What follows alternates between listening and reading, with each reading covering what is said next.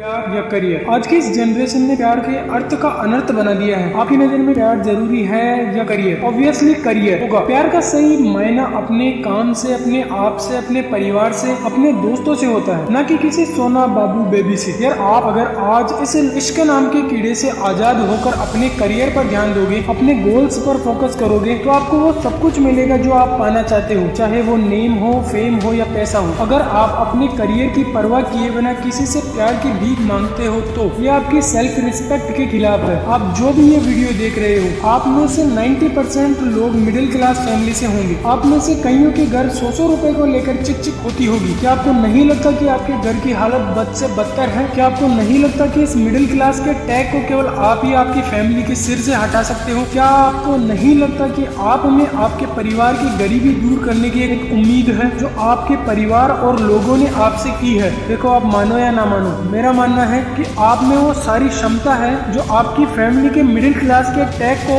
हटाकर high class का tag लगवा सकते हो। अभी जो समय है, इस समय में अगर आप ये बेबी बाबू सोना में रह गए तो आप जाने या अनजाने में अपनी सपनों का गला घोट रहे हो। देखो, ये बाबू सोना बेबी उनके लिए शायद सही है जिनकी जिंदगी में कोई मकसद नहीं है। ये उन लोगों के लिए नहीं है जिनके सपने उनके औकात से बड़े हैं, क्योंकि अगर आप इस जाल में फंस गए तो आप कभी भी अपनी औकात से बड़ा नहीं तो सोच पाओगे और नहीं कभी कर पाओगे। चाणक्य ने भी कहा है कि प्रेम एक ऐसे मादकता, एक ऐसा नशा होता है जिसमें डूबकर आसपास का सब कुछ निरर्थक लगने लगता है। देखो, अगर आप बाज की तरह उड़ना चाहते हो तो इन तितलियों का सहारा लेना छोड़ दो। नियति आपको हर समस्या से निकालने के लिए विकल्प अवश्य देती है।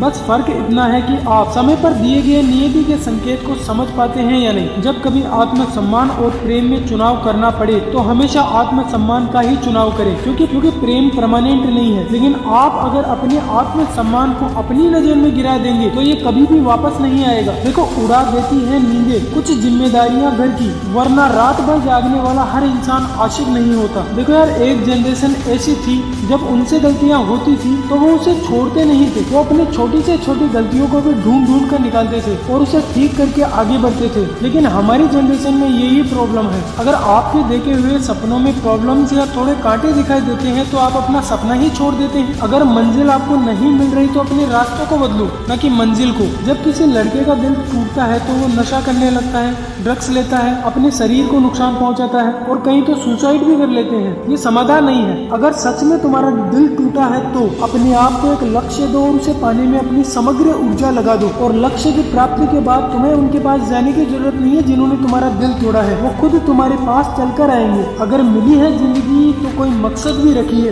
यूं मोबाइल में चैटिंग करके वक्त गंवाना जिंदगी नहीं है। बेहतर दिनों के लिए बुरे दिनों से भी लड़ना पड़ेगा। जो बीत गया उसे जाने दो, आने वाला कल सुनहरा है, उसे आने दो। देखो, कभी कभी रोना भी चाहिए, क्योंकि रोने से इंसान कमजोर नहीं बनता, बल्कि जो रो रो कर टूटा हुआ इंसान है वो और मजबूत बनता है। अब जो खो दिया उसकी परवाह करना बंद करो और खुद का बेस्ट वर्जन बनो। और अब एक बात याद रखना, फर्स्ट लव योरसेल्फ। देखो, आपको किसी के साथ की या सहारे की या उम्मीद की कोई जरूरत नहीं होनी चाहिए, क्योंकि सहारे इंसान को खोखला कर देते हैं और उम्मीद इंसान को कमजोर कर देती है। अपनी ताकत के बल पर जीना शुरू कीजिए, क्योंकि आपका आपसे अच्छा साथी और हमदर्द और कोई नहीं हो सकता। अभी भी वक्त है दोस्त, आज सर झुकाकर मेहनत कर ले, वरना बाद में रोते रहोगे इस समय को याद कर करके। पहचानो इस समय को जिसे आज आप बर्बाद कर रहे हो। खुद को इतना काबिल बना लो कि कोई ये ना कह पाए कि मेरे बिना तेरा क्या होगा। आज रास्ता बना लोगे तो कल मंजिल भी मिल जाएगी। हौसलों से भरी ये कोशिश एक दिन जरूर रंग लाएगी। धन्यवाद। वीडियो पसंद आए तो लाइक करें, चैनल को सब्सक्राइब करें और अपने दिल टूटे दोस्त के साथ जरूर शेयर करें।